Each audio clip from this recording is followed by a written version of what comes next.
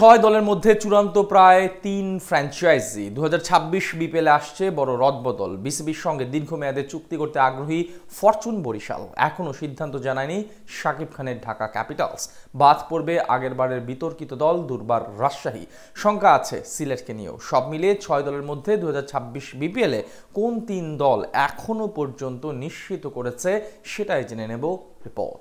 BPL নিয়ে দীর্ঘমেয়াদী পরিকল্পনা করছে বিসিবি। টুর্নামেন্টকে আরো বেশি জাঁকজমকপূর্ণ এবং জনপ্রিয় করার লক্ষ্যে পুরনো সবকিছু সরিয়ে নতুন করে ঢেলে সাজানোর পক্ষে বিসিবির ঊর্ধ্বতন কর্মকর্তারা, যার মধ্যে সবচেয়ে বড় সিদ্ধান্ত হলো পুরনো ফ্র্যাঞ্চাইজিগুলোর মধ্যে রদবদল। গুঞ্জন আছে ৭ দলের পরিবর্তে ২০২৬ আসরে থাকবে মোট ৬ দল। সেখান থেকে বাদ পড়বে বেশ কয়েকটি পুরনো মালিকানাধীন ফ্র্যাঞ্চাইজি, সাথে যুক্ত হবে নতুন কয়েকটি দল। তবে এরই মধ্যে ৩টি ফ্র্যাঞ্চাইজি নিশ্চিত করেছে তারা আগামী আসরগুলোতেও বিপিএল এর সঙ্গী হতে চায়।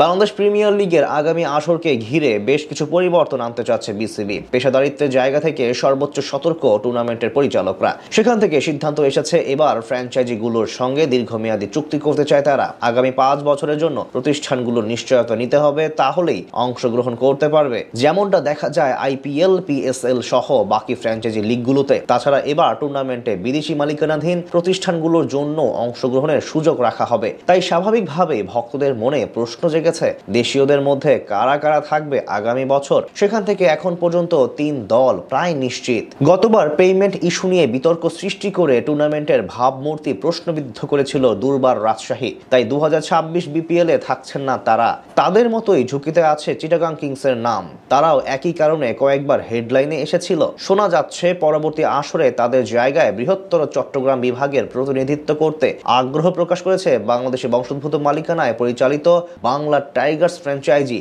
যদিও এই বিষয়ে এখন পর্যন্ত আনুষ্ঠানিক সিদ্ধান্ত জানায়নি বিসিবি। একইভাবে শঙ্কায় আছে আরো কয়েকটি দল। তবে সুখবর রয়েছে ফরচুন বরিশালের ভক্তদের জন্য। বিসিবির সাথে ৫ বছরের চুক্তি করে আগামী মৌসুমগুলোতে থাকতে চায় তারা। টানা ২ বারের চ্যাম্পিয়নদের মতো টুর্নামেন্টের পরবর্তী আসরগুলোতে দেখা যাবে গ্লোবাল সুপার লিগের বর্তমান রানার্স আপ এবং একবারের চ্যাম্পিয়ন রংপুর রাইডার্সকে। বিপিএল এর এই ২ বৃহৎ ফ্র্যাঞ্চাইজির সঙ্গে প্রায় নিশ্চিত খুলনা টাইগার্সের নাম। শুরুতে কিছুটা অনিশ্চয়তায় থাকলেও জানা গেছে পরবর্তী মৌসুমেও থাকবে তারা। তবে এখন পর্যন্ত শাকিব খানের ঢাকা ক্যাপিটালসের কাছ থেকে কোনো সাড়া পাওয়া যায়নি। এর মাঝে জানা গেছে বেশ কয়েকটি নতুন প্রতিষ্ঠান কুমিল্লা অঞ্চল থেকে বিপিএল এ অংশগ্রহণ করতে চায়। যদিও বিসিবির কাছ থেকে এই বিষয়ে এখন পর্যন্ত আনুষ্ঠানিকভাবে কিছু জানানো হয়নি।